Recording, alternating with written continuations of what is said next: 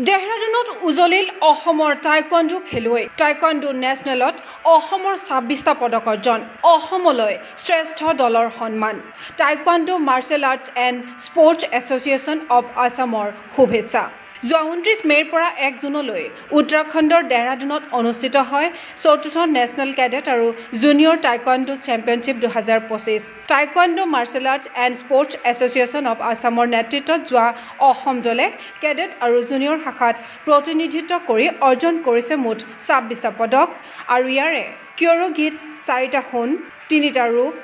10টা ব্ৰঞ্জ আৰু পুমছে ইভেণ্টত 6টা সোণ 2টা ৰূপ এটা ব্ৰঞ্জ পদক দখলেৰে আজৰি আনিছে শ্ৰেষ্ঠ দলৰ সন্মান প্ৰতিযোগিতাৰ ছোৱালী শাখাৰ পুমছেৰ ইণ্ডিভিজুৱেল পেয়াৰত স্বৰ্ণ পদক লাভ কৰে নিশিতা বৰাই ল'ৰাৰ জুনিয়ৰ ইণ্ডিভিজুৱেলত স্বৰ্ণ আজৰি আনিলে দেৱাশিষ দাসে সেইদৰে কেডেট পেয়াৰ গ্ৰুপত সোণ জিনিলে সীমান্ত দাস আৰু নিশিতা বৰাৰ যুটিয়ে জুনিয়ৰ পেয়াৰত সোণ দখল কৰিছে প্ৰাচী চৰকাৰ আৰু ময়ূখ বৰকাকতিৰ যুটিয়ে ছোৱালীৰ জুনিয়ৰ গ্ৰুপত মৈত্ৰী শৰ্মা দেশদিমনা পাঠক আৰু শ্যামন্তিকা বৰুৱাৰ দলে লাভ কৰিলে সোণ ল'ৰাৰ গ্ৰুপত সোণ আজৰি আনিলে হিমান্ত দাস নৈতিক সুমন কলিতা আৰু সমীউল হকৰ দলে আনহাতে পুমছে ল'ৰা শাখাৰ কেডেট ইণ্ডিভিজুৱেলত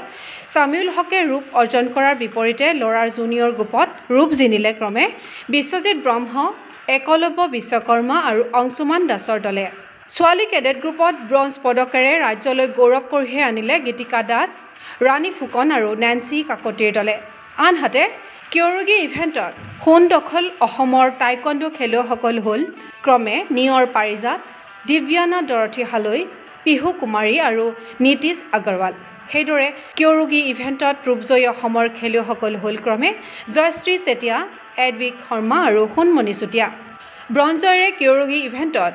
জিলিকি উঠা অসমৰ খেলুৱৈসকল হ'ল ক্ৰমে লিয়ানজ্যোতি দহোটীয়া উছাইদুৰ ৰহমান জিনি চেতিয়া ডৰিন গগৈ ৰিদীপ বৰা বিস্তৃণা সন্দিকৈ আৰাধ্যা কোঁৱৰ সুব্ৰত প্ৰিয়ম দত্ত প্ৰীত সিং আৰু মৃন্ময় গগৈ অসম দলৰ মেনেজাৰ হিচাপে বিজু চলিহা থকাৰ বিপৰীতে প্ৰশিক্ষকৰ ভূমিকা পালন কৰিলে জানমণি গগৈয়ে পদকজয়ীক শুভেচ্ছা জ্ঞাপন কৰিছে taekwondo martial arts and sports association of আছামৰ সভাপতি গীতিকা তালুকদাৰ আৰু সম্পাদক ৰাজু কোঁৱৰে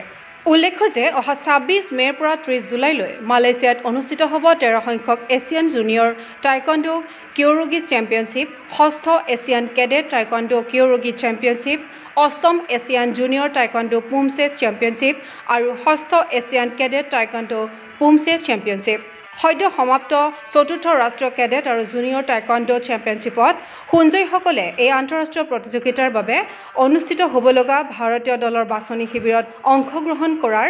লাভ কৰিব সুযোগ ক্ৰীড়া অনুৰাগীৰ আশা অসমৰ টাইকোৱাণ্ডো খেলুৱৈৰ এই বিজয়মুখী যাত্ৰা হওক অবিৰত সমাগত আন্তঃৰাষ্ট্ৰীয় টাইকোৱাণ্ডো প্ৰতিযোগিতাত অভিলেখ সংখ্যক অসমৰ খেলুৱৈয়ে স্থান লাভ কৰক ভাৰতীয় দলত নিউজ ডেস্ক ৰিপৰ্ট গগো স্পৰ্টছ এনি ফিজিকেল এডুকেশ্যন বিষয়ত ডিগ্ৰী পাঠ্যক্ৰমৰ কাৰণে অসম তথা উত্তৰ পূৰ্বাঞ্চলৰ প্ৰথমখন শিক্ষানুষ্ঠান অভিৰুচি ইনষ্টিটিউট অৱ ফিজিকেল এডুকেশ্যন 2 বছৰীয়া ফিজিকেল এডুকেশ্যনৰ BPEd পাঠ্যক্ৰম আৰু 4 বছৰীয়া BPES পাঠ্যক্ৰমৰ বাবে নামভৰ্তি চলি আছে বিতংকৈ জানিবৰ বাবে আজি যোগাযোগ কৰক যোগাযোগৰ নম্বৰসমূহ হৈছে 9435100098 7002233540 88765210988 website www.aipguwahati.in